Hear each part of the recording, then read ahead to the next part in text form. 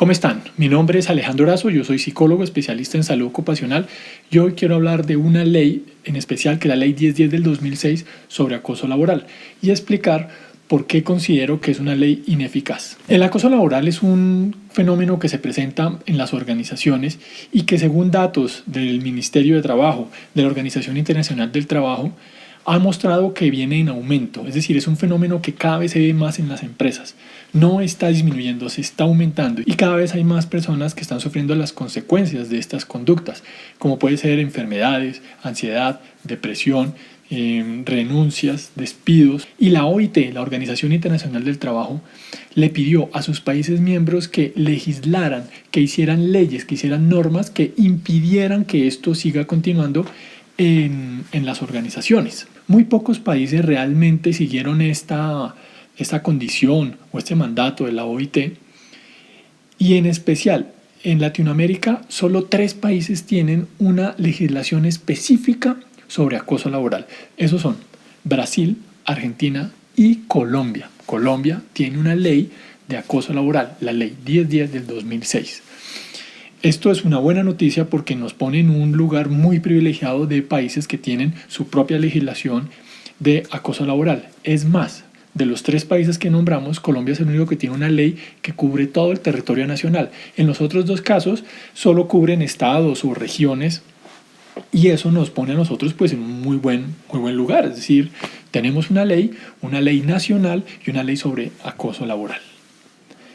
Primero que quisiera enfatizar es lo difícil que es medir el acoso laboral. Es decir, esta ley tiene una dificultad muy grande y es definir una conducta como acoso laboral.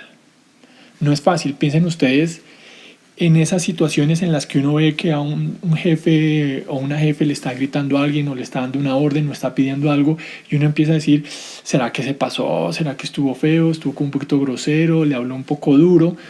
Eso es algo muy subjetivo y en el acoso laboral pasa mucho. Es decir, la subjetividad, la manera como yo entiendo la conducta es lo que me va a mí a definir muchas veces si es acoso o no.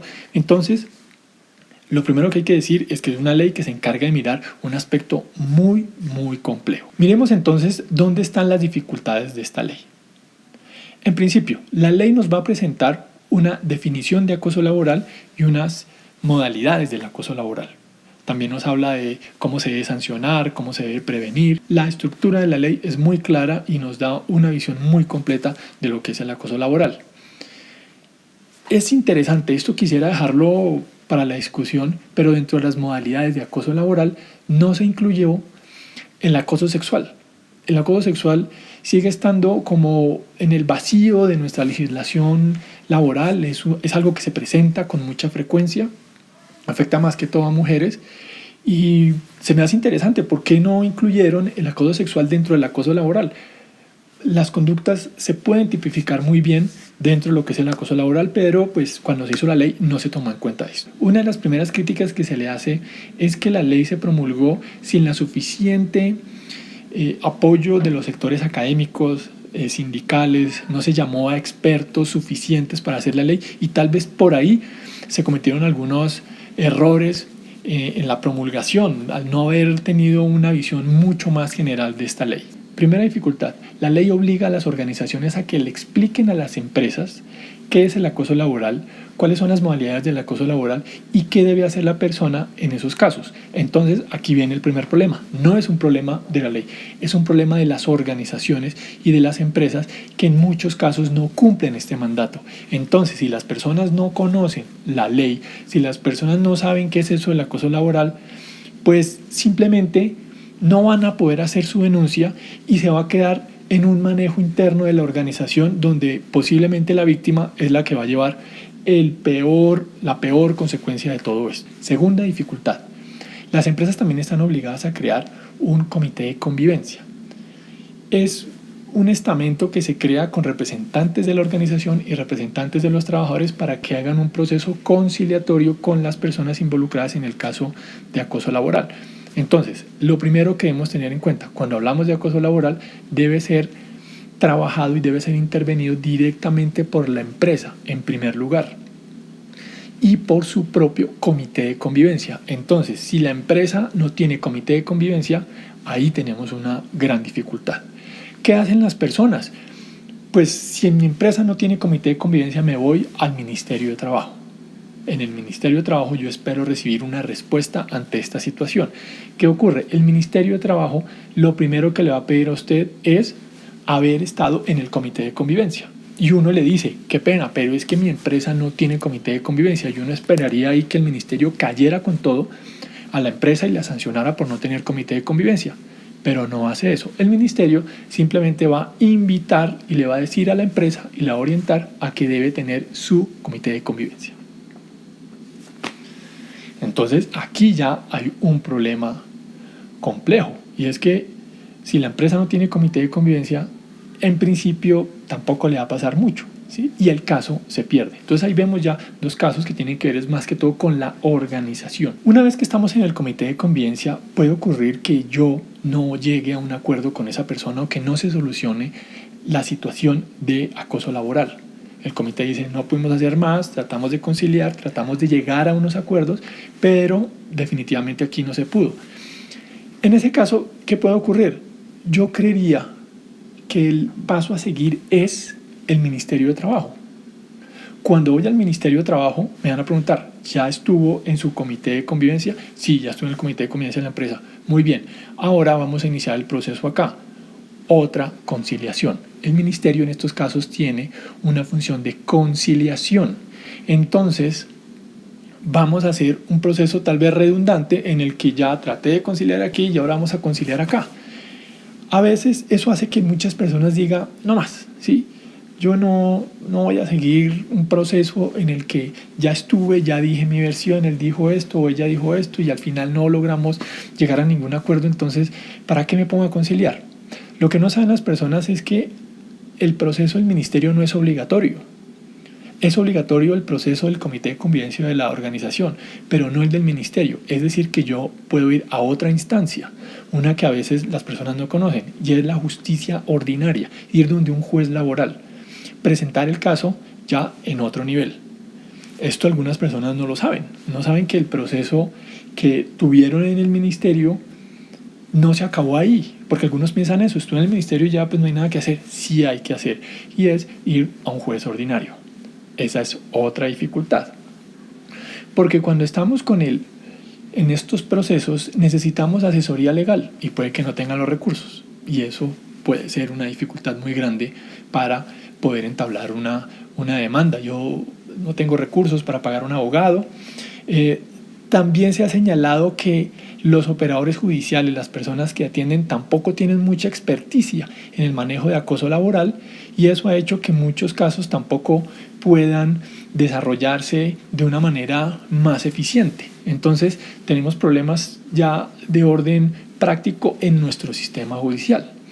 De hecho, una investigación de la Universidad del Rosario muestra cómo ellos empezaron a rastrear varios casos de acoso laboral que llegaron a instancias judiciales, y muestran cómo de 94 casos que ellos lograron rastrear, lograron analizar, solo 2 casos pudieron llegar a un fin favorable para la persona víctima del acoso laboral, que además fueron los 2 únicos que se resolvieron vía Ley 1010 del 2006, o sea, Ley de Acoso Laboral. Los otros casos, que fueron 6, porque solo fueron 6, los otros 4 casos se resolvieron por otras vías laborales, pero que no tienen que ver con la ley 1010. Entonces tenemos un problema, y es que yo voy a accionar la ley y la ley no logra cumplir su objetivo. Entonces por eso decimos en muchos casos que es un saludo a la bandera, porque está la ley, está bien estructurada, están sus procesos, pero no se pueden poner en práctica. Y esto va en detrimento de la persona, de la víctima, que está pidiendo sobre todo protección. Entonces ahí vemos que hay unas dificultades que tienen que ver con la organización, hay unas dificultades que tienen que ver con el proceso legal, con los operadores del proceso, pero además vienen otras dificultades. Pensemos en esto. Yo voy a buscar la manera de comprobar que haya acoso laboral. ¿Cuál sería la prueba reina? ¿Cuál sería ese con lo que yo puedo llegar, esa prueba con la que yo puedo llegar y demostrar el acoso? Lo primero que pienso es una grabación de video o de audio que muestre la conducta. Y ya con eso tendría yo cómo demostrar el acoso. Sin embargo, la Corte Constitucional y otras sentencias han dicho que no se pueden utilizar grabaciones. No son pruebas válidas. Y aquí hay una gran dificultad porque las personas piensan que es el único medio con el que yo puedo recabar las pruebas. De hecho, sería muy bueno, pero no se puede. Hay dos derechos que se cruzan ahí, el derecho al trabajo, el derecho a la intimidad, y se le ha dado fuerza a uno más que al otro. Entonces, ¿qué puedo utilizar? Puedo utilizar correos electrónicos, algunas conversaciones de chat, puedo utilizar planeaciones de turnos, puedo utilizar documentos donde yo pueda comprobar eso. Y la otra alternativa es testigos, personas que puedan dar fe de que vieron la situación y que esa situación es de acoso. Los testigos es una muy buena prueba, pero el problema es que los testigos muchas veces desisten del proceso, a veces antes de iniciar el proceso, porque en el momento pueden decir que van a ayudar. Oiga, yo le quiero ayudar, yo vi la situación y yo lo quiero apoyar, yo quiero mostrarle a usted apoyo y sacamos adelante este caso, pero la persona después se pone a pensar en las consecuencias que puede tener. Consecuencias laborales, ¿sí? Puedo perder el trabajo, o no me van a renovar contrato, o no me dan el aumento, o muchas cosas con las que las personas empiezan a decir, yo para qué me meto en este rollo, igual no es culpa mía, no es proceso mío, y los testigos tienden a abandonar el proceso. Entonces es muy, muy complicado. Aquí hay algo que se llama la carga de la prueba, es decir, todas las pruebas la debe asumir la víctima de acoso. Es decir, si yo me siento víctima de acoso, yo tengo que hacer la investigación, recabar las pruebas para presentar el caso ante las instancias que yo con las que me esté contactando. Entonces, es realmente un trabajo a veces muy, muy complejo. Si tomamos en cuenta las estadísticas, que apenas se llega al 3% de efectividad de todos los casos que se presentan, y los comparamos con esta realidad, y es que es un fenómeno que se da cada vez con mayor frecuencia, podemos decir que no es efectiva la ley.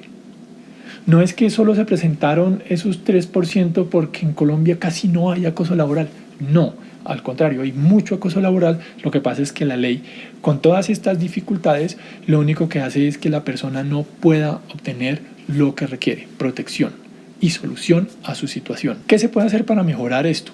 Algunos autores apuntan a que hay que revisar la ley, hacerle una nueva revisión y una nueva actualización, ¿sí? Así como se ha pedido también actualizar el Código Sustantivo del Trabajo, pero efectivamente esta ley hay que revisarla nuevamente. Y sobre todo en un aspecto muy importante, esta ley no aplica para relaciones laborales civiles, como prestación de servicios. Entonces, si usted es un contratista y siente acoso laboral, no puede acudir a esta ley, tiene que irse a instancias civiles.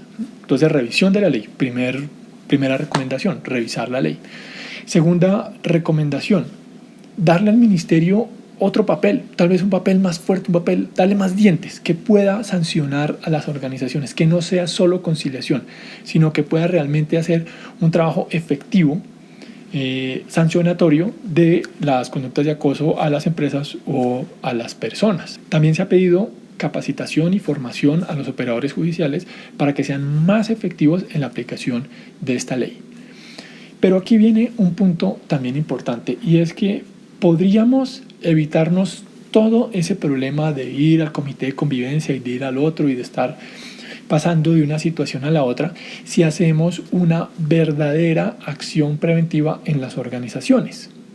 Entonces, lo primero que debemos hacer es mejorar nuestro clima laboral, mejorar nuestro reglamento interno, como nos lo dice la ley, y en la conformación de los comités de convivencia, generar estrategias para que estén muy bien formados. No esa charla que hacen en ocasiones de 45 minutos, una hora, donde les dicen la ley rapidísimo, qué es acoso, qué no es acoso, cuáles son las modalidades y chao.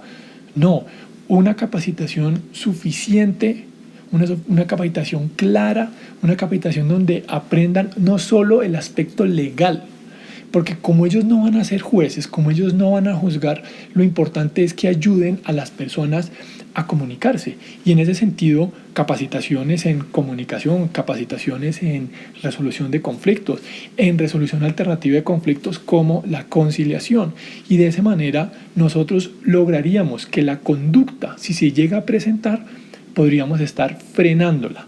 Los comités de convivencia deben empoderarse para que también ofrezcan alternativas de promoción y prevención del acoso laboral. En ocasiones se habla mucho de cuál es el papel de la víctima, del victimario, cuáles son su personalidad, los rasgos. Esto ya es para un análisis muy clínico, muy específico. Nosotros tenemos que empezar a analizar el contexto laboral, una intervención administrativa, organizacional, y puede empezar a ayudar a frenar este fenómeno. Como les digo, mejorar el comité de convivencia sería muy bueno porque va a permitir frenar los casos de acoso laboral. Bueno, gracias por ver este video. La idea era abrir un debate frente a la ley 1010. Si tienen alguna opinión en los comentarios, se los agradecería mucho. Me encanta hacer ese tipo de debates. Si también necesitan fortalecer, capacitar a su comité de convivencia, contáctenos y les vamos a dar la mejor atención. Muchas gracias. Hasta luego.